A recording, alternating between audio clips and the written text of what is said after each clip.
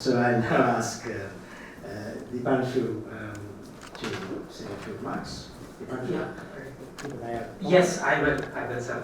Thank you, Chair, and thank you, Abhinav and Nandita, for putting a fantastic discussion.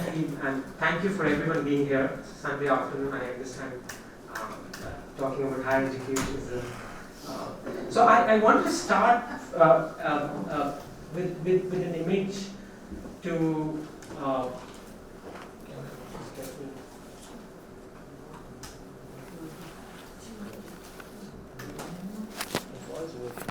yeah, can you just turn on? Yeah, that's fine. Yeah. So this is an image that I came across on the magazine of I think one of the editions of the Harvard Business Review, and it was talking about basically the future outlook of an individual. Of course, there's a gender perception to this as well, which one can look at it as why is that individual being just assumed. But there are, I mean, one can definitely go into the details of what is happening to the nature of work as well. But what was so amazing about looking at the image was the classic Marxian trap of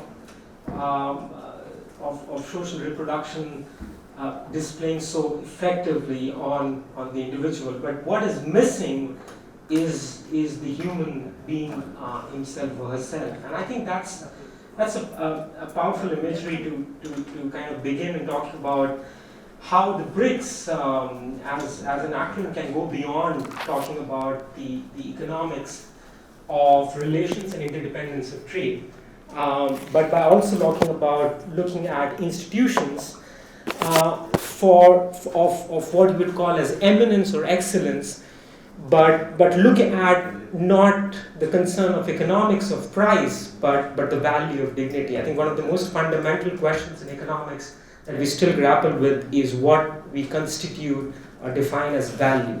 And I think that's something which is a very important point. Now, this is one of the course that I find particularly relevant in talking about the distinction between the commodification of what Professor Shawman mentioned as public goods as against those which can be commodified and served as private.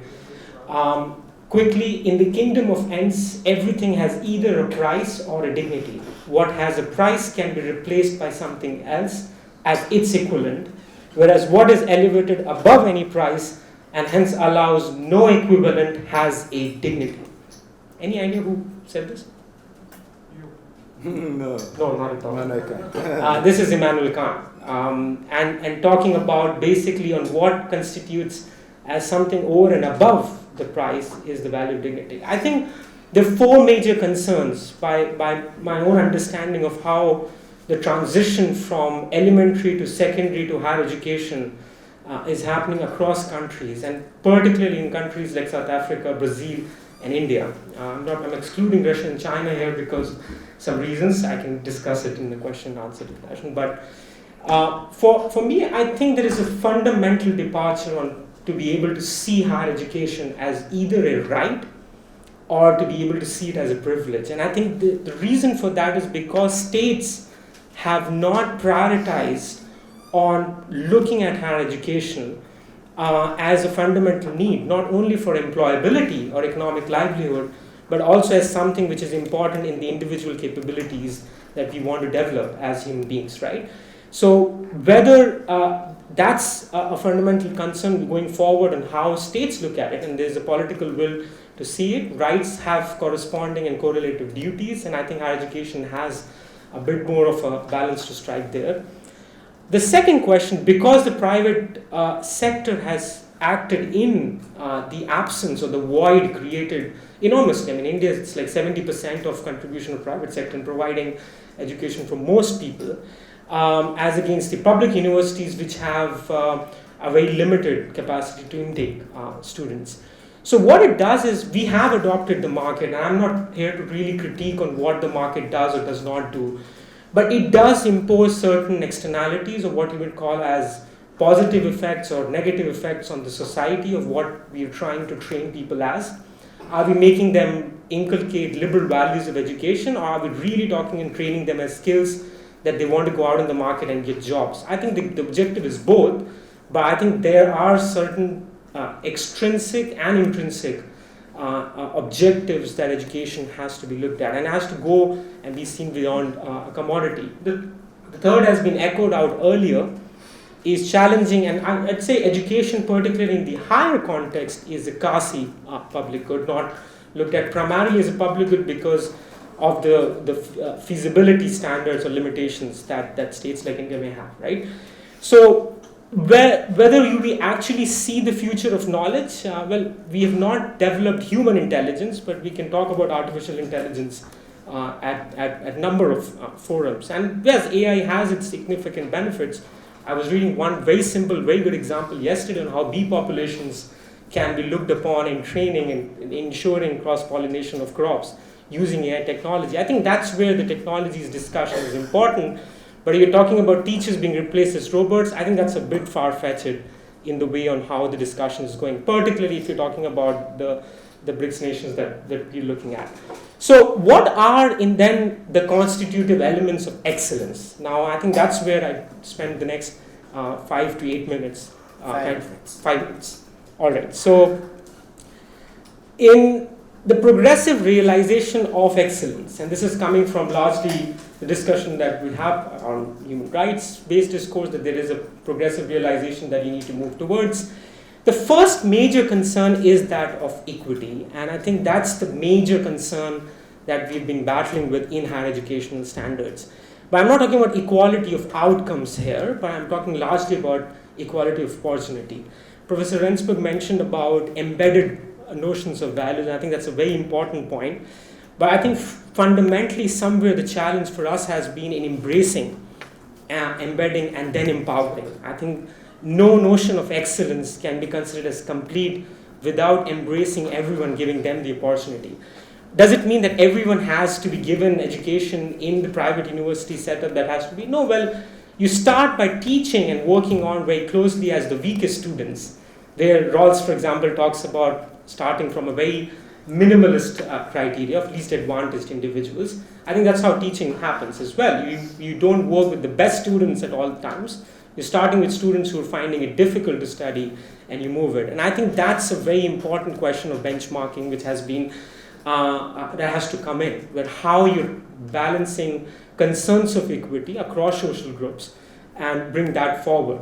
The second, which is the question of efficiency, is largely looked at on what should we be efficient about rather than we should be efficient or not. Of course, you should be efficient as an educational institution. What should you teach?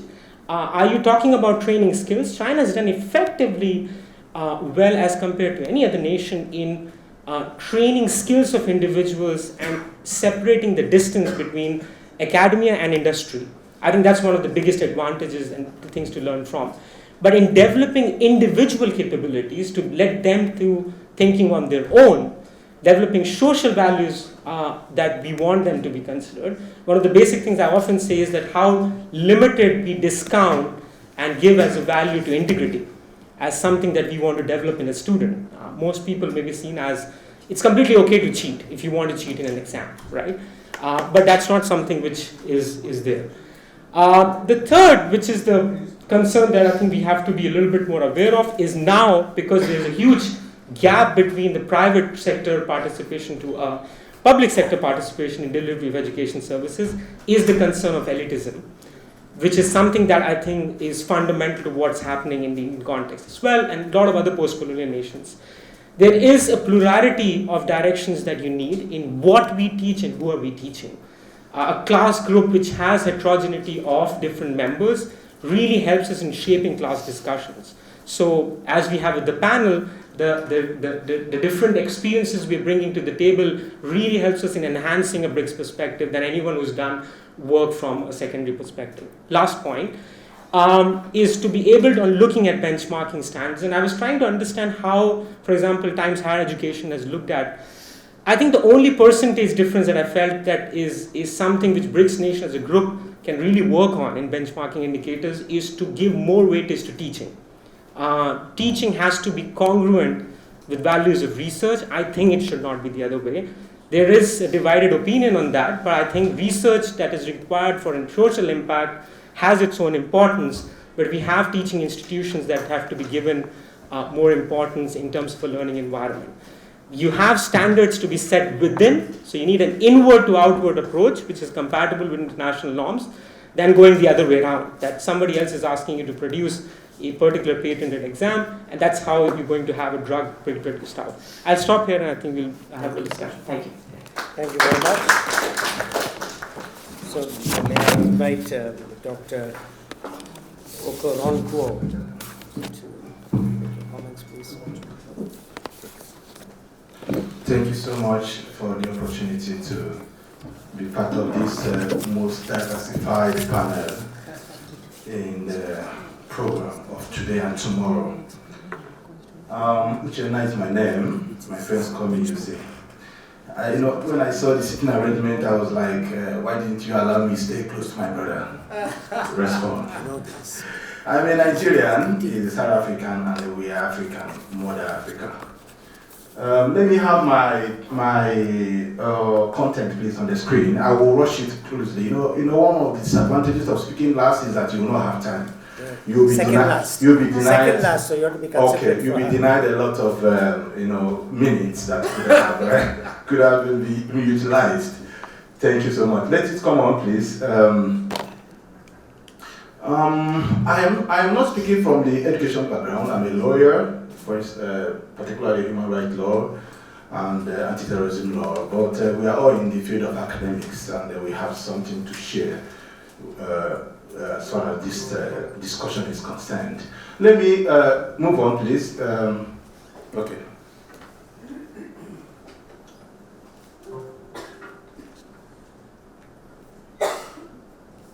Okay. Let me give you a brief background. Probably from there we'll be able to take off, and I will not take so much of your time. Now, BRICS. How and where did we come about the imagination of the Institution of Excellence? You'll discover that not too long ago, the leaders of the BRICS nations, Nigeria is not one. So please, I will be standing close to my brother and be discussing South Africa. And I hope we're aspiring to be one. Soon I will be there. In fact, China is trying to pull out, and Russia is going to pull out. So we'll have an opportunity to come in, and then you have to change the acronym now. You have the mint. I have them in. Thank you. I'm going to lay them in. Thank you very much. So not too long ago, the leaders, the economic powerhouse, the emerging economies and the emerged economies that we have now, met, and in the 2014 summit they had in Brazil, there was an announcement that $100 billion been developed to be able to work on the academics, and that's it's a huge success, and what I consider to be a step in the right direction. So taking it from that year, so around the year 2013, really, in order to consolidate on that imagination of having a world institution of excellence, they were able to have meetings, and they were able to talk about synergies, how to build cooperation among themselves, and that is what we're having now, and it's a matter that is in progress.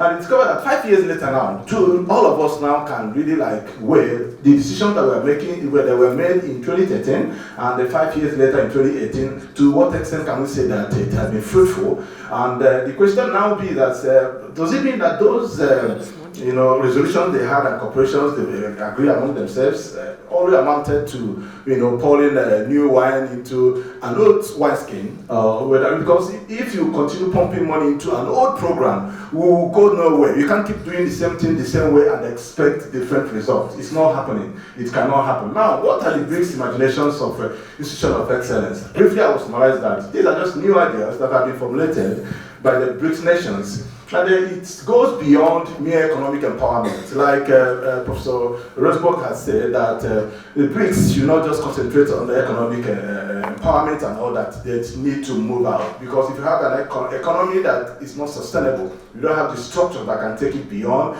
the immediate environment and the short-term measures, then we take us back to where we were. So that the imagination goes beyond that, and they have to do with educational transformation as a whole, and that should focus on the consumers of education students. You know, Professor Somi Chatrapati talked about students should not be looked at as customers or consumers, but you can't take them away completely from that. Any program you are formulating that did not take the interest of the student into account, you definitely boomerang on all of us. It becomes counterproductive. Why do I say so?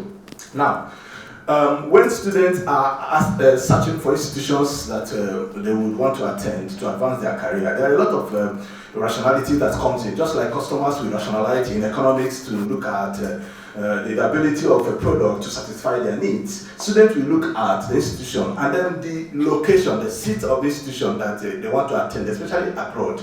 If it is in any of the BRICS nations, for instance, when I tried to, when I wanted to do my master's, first of all, I looked at the rankings.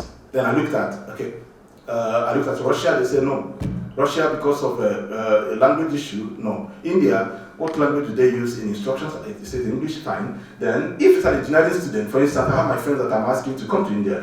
What they're asking is, does the seat of the institution have technologies, where they can have their ITs and probably where they can have an employment afterwards. If all these things are not there, then it becomes very difficult for you to have the student identify their interests and they stick to that and then move to any of the BRICS nations. But it's a good omen, but even though it's not generally applicable now, that some of the BRICS nations like China and Russia, they have the the technology companies that can support their intent and the career goals of the students in terms of science inclined students. So what are the challenges? My colleague has talked about some of the challenges that are facing us as far as the imagination is concerned. Now, lack of synergy between the stakeholders.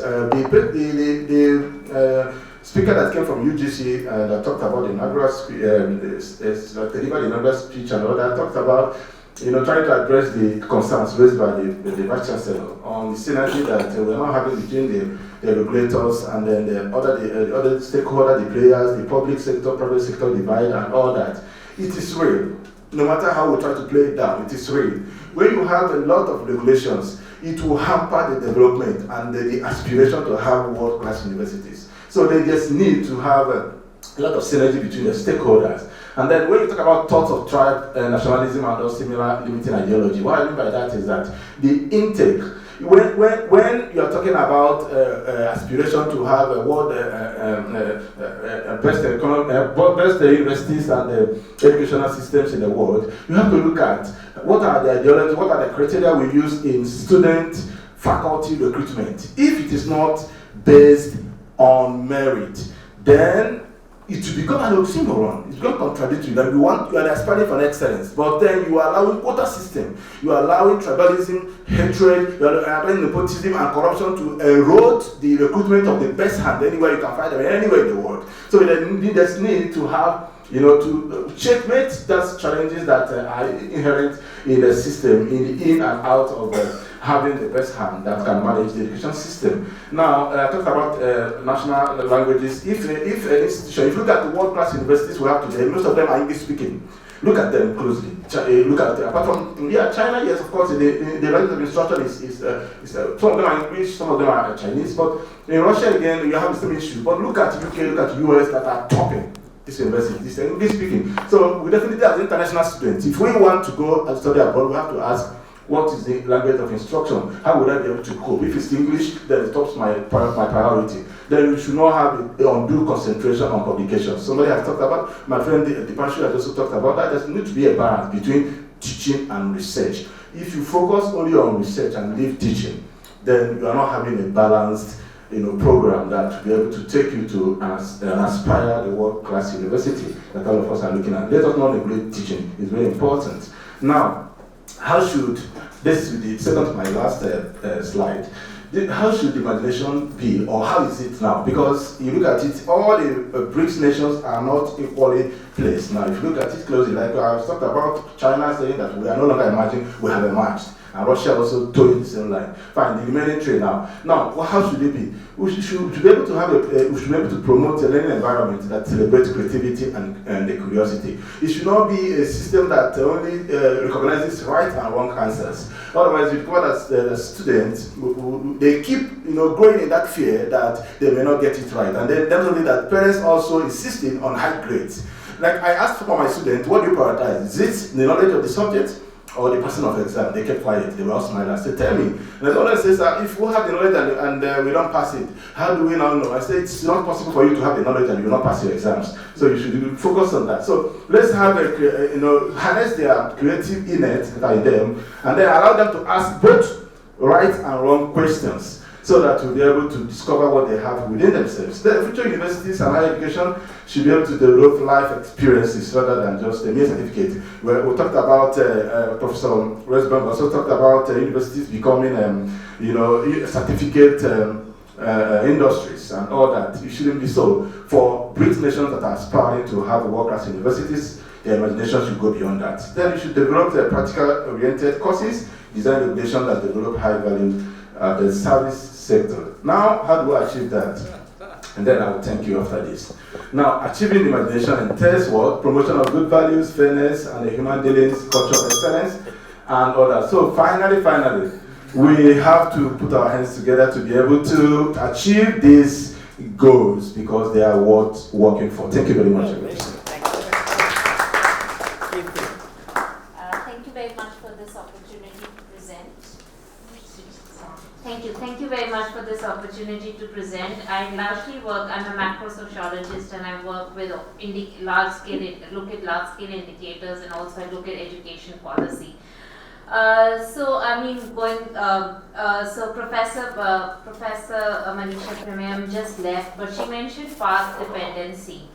So path dependency, that we as countries are forced to achieve these targets in a very quick space. So one of the concepts that I often teach in my class is leapfrogging. That we don't have the privilege of time, neither do we have the privilege of space, neither do we have the privilege of homogeneity. We are large-scale diverse countries who have to achieve a lot within a short span of time. So one of the questions that came up in my discussion with Professor Rosenberg is the question of diversity. Do our universities reflect diversity? And as a person who works on gender as well, only 17 vice chancellors in India, the last data I know is 17 vice chancellors in India are women, and a smaller number of women are professors across departments. And even today, IITs only have 10% students who are women, and it is still very difficult for women to rise up the ladder and have full chairs, because Professor mentioned full chairs. So there is an area, these are the challenges as BRICS countries that we are facing. So we have to leapfrog within a very short period of time. So we don't have the privilege of Oxford, we don't have the privilege of Harvard, but we are facing very hard realities. And these challenges can be addressed with good leadership, as demonstrated by China, Brazil, and in South Africa as well, where they have been able within a short period of time emulate some of the best practices from the first world countries and bring their academic standards to at par or become more competitive. But there are certain structural imbalances which still remain. So the last conference I was in, I was sitting through presentations by research teams which had almost research grants worth of multi-million dollars funded by the European Union. And luckily enough, they were multidisciplinary teams where hydrologists were working with anthropologists and studying how to protect water tables in villages of Uttarakhand. So there are, funding is one barrier, but other barrier is also research management. First world universities in first world countries have very professional research managing units. It's not left to the individual professors to go around, run around and get all these nitty-gritty information, which is not necessarily our expertise, together at the last minute. So there is a greater professionalization at that level. There is some of it happening maybe at ICSSR level, because I sometimes see things, but I don't think there is, we need to take these research collaborations and MOUs to a very, very different levels, and also establish very professional means through which we can fund interdisciplinary cross-national research projects, both in sciences and in social sciences.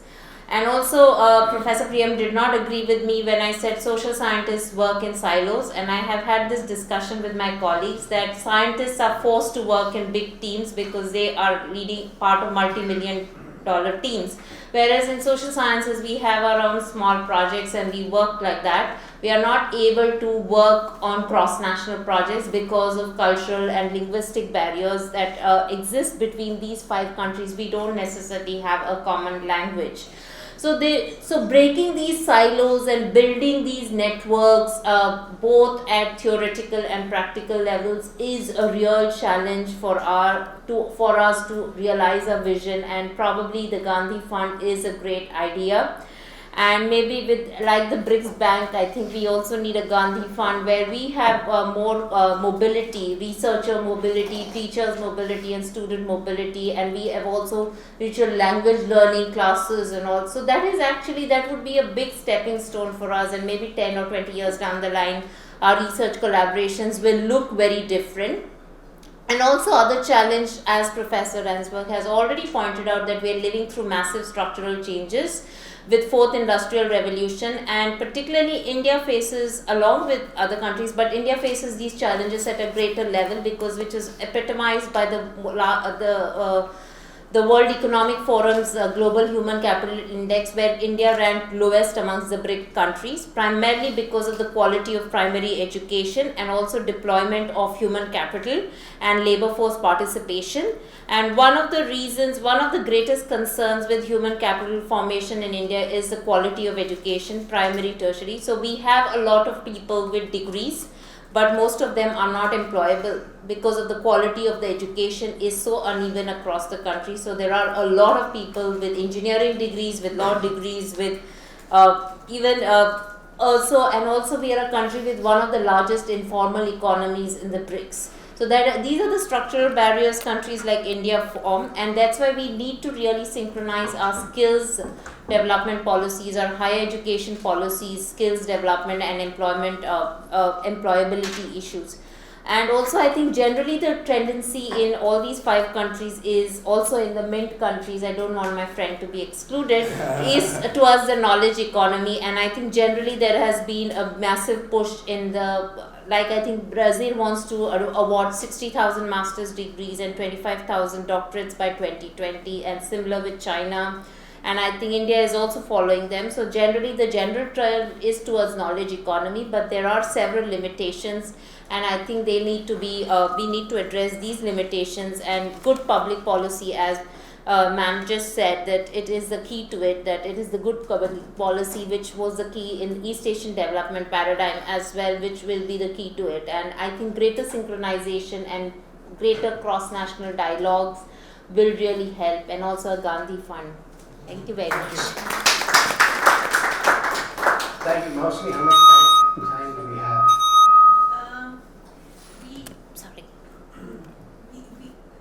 We are actually running late, as you know, but I think we can have a few questions, right, before, Yeah. just maybe 1 or 2. What's the phone?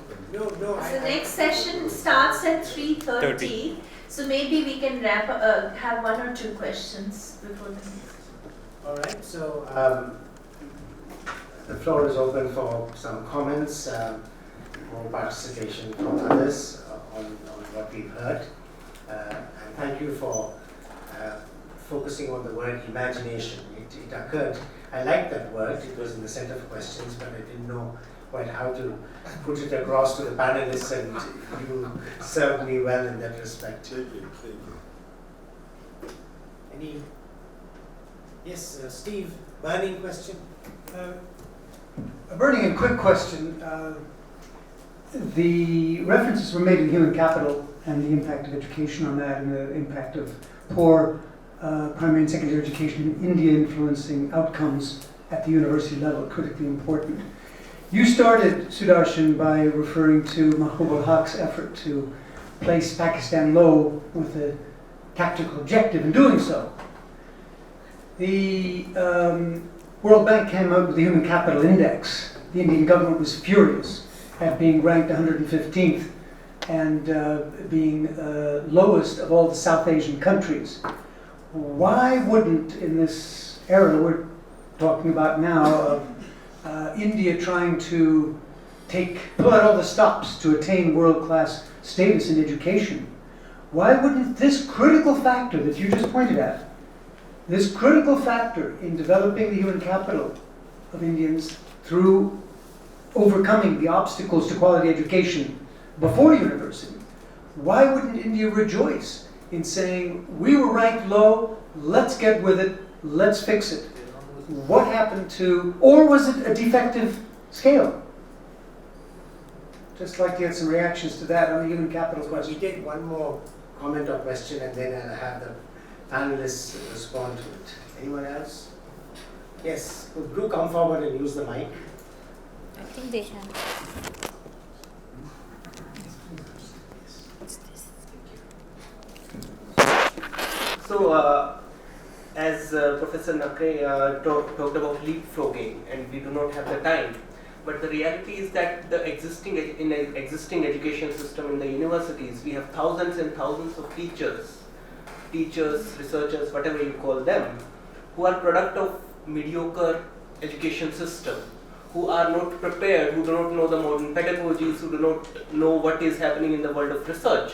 So when we are talking about world-class universities, are we talking only about new institutions, or are we talking about taking the state universities to a level where they are somewhere in the world-class rankings? So, any comment on that? Dr. Prakash? I was just trying to recall what he had said. Well, I don't know if it's an answer or a question, but then I just wanted to air my views and also voice it. In India, we have quite good number of language and dialects, and that's the reason why we cannot have that parity in terms of teaching and the pedagogy which we are discussing. And many a time, the school children who come from rural area, the Nigerian society, and 70% of our population stays in rural area, they are used to the mother tongue, and the mother tongue is the one which becomes a big inhibitor for them to get on par with the one who are in urban areas. I'm trying to just react to it because one of my slides in my presentation is also on that. That's the reason why even now India looks to be very poor. The thread is the English-speaking people, and the beads of the thread or the necklace is the languages of every federal state or province of India. Nice. I'm sorry? So I invite the panelists in the same order we went. Yes, thanks very much. Just two quick comments. First, Steve's one. I think I did emphasize this morning that world class is built on a world-class public school system, period. And so I think India, like all of us, South Africa certainly as well, we've got our work cut out in that respect. But I'm also keen to hear the specific response as to why India's response was what it is, or what it was. The second quick one is really the issue of leapfrogging and world class. So of course there's the Chinese expression about lifting all boats. And my response, my slight amendment to that is lift all boats at the relevant and appropriate pace, right? Because there's so much diversity. You want on the one hand to pursue global excellence and status, not as an end in itself. Remember what I was arguing this morning? It's not an end in itself, it serves a greater purpose, it serves the greater good. It serves the nurturing of an alternative world to the one that we live in at the moment. So on the one hand, you want those ones to be world class. Yeah? And I just said this morning as well, or argued this morning, it's good to do eminence initiatives, universities, but you need excellence chairs, and secondly, you need excellence centers within existing universities. That's how you're going to lift those set of boats. Let them compete for those. And then, of course, when you've got, on the other hand, this massive problem of 70, I mean, I was shocked at the number of 70% unemployable. That part of the system, you can't look the other way. You can't look the other way. You have to, at the same time, have a 20-year plan to be able to lift those sets of boats. So I'm saying diversity requires different approaches, and in turn, you're lifting all boats over a generation's time.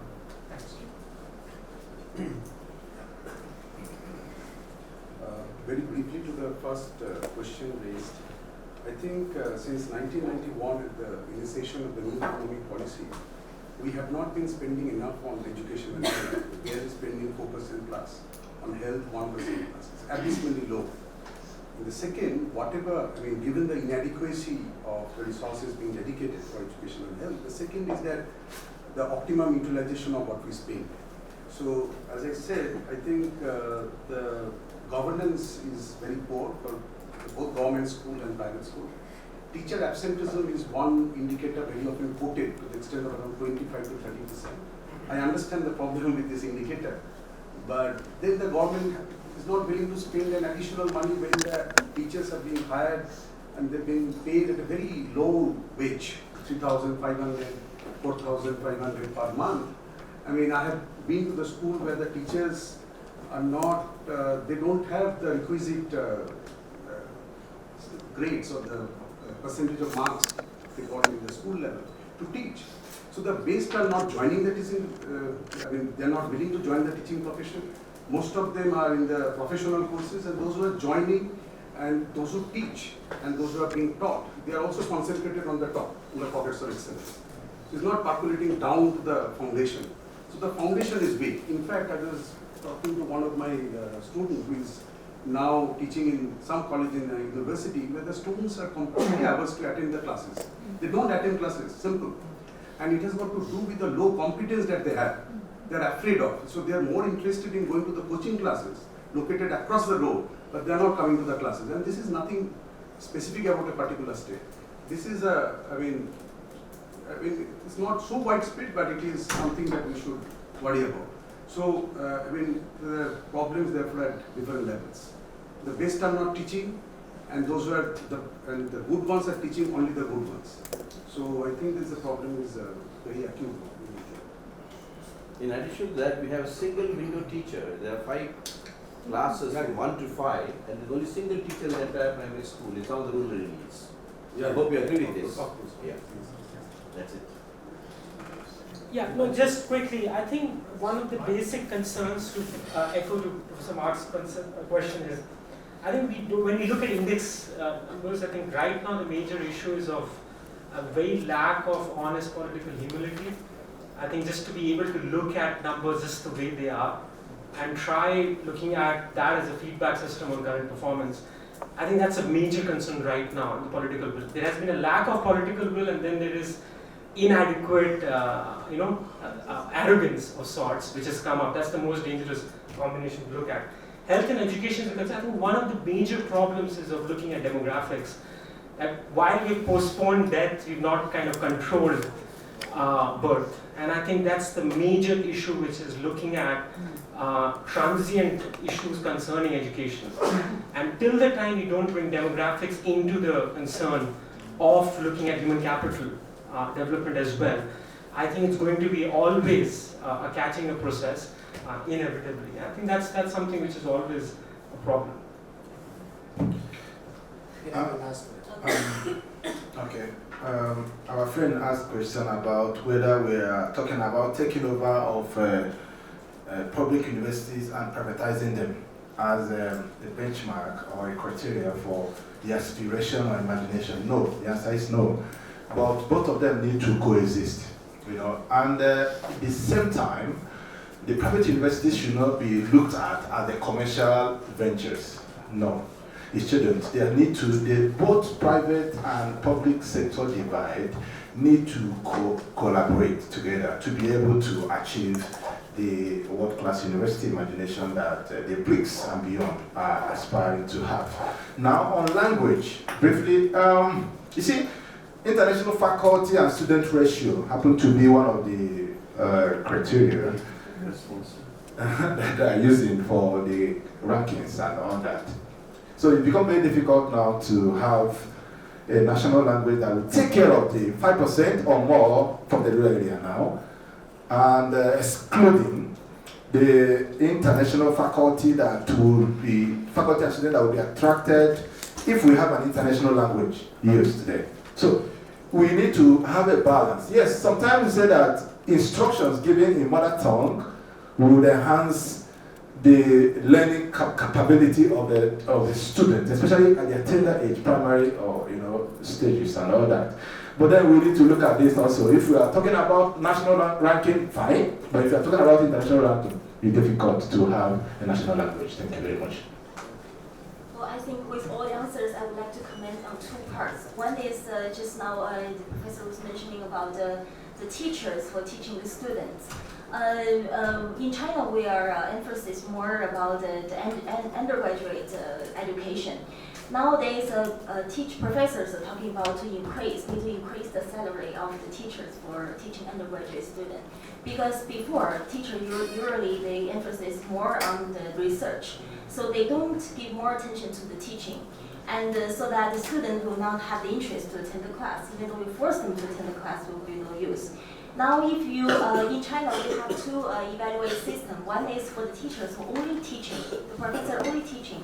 We have the evaluate system for that. And the other group of students, the other group of the professor, they emphasize more on the research. So if we take these two separate, the professor will give more attention to the teaching. They will see how to teach and what to teach to give more the students' interest. The other thing I would like to talk about is for the, just now I had mentioned about underemployment. I think nowadays, speaking of world-class universities, it is important for the university to cooperate with industries, with companies. In China, we now emerging new model is for the vocational education training. We cooperate with the industries or companies. We train the students, especially the needs to the company, so that once the student graduate from the university, they will have the chance to study get a job in the company.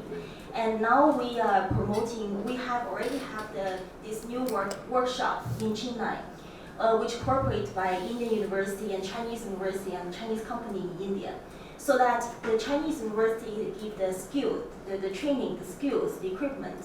The Indian University they enroll students. So we train Indian students, and when they graduate, they will directly get work in Chinese university in India, so that they will solve a lot of problems for the underemployment.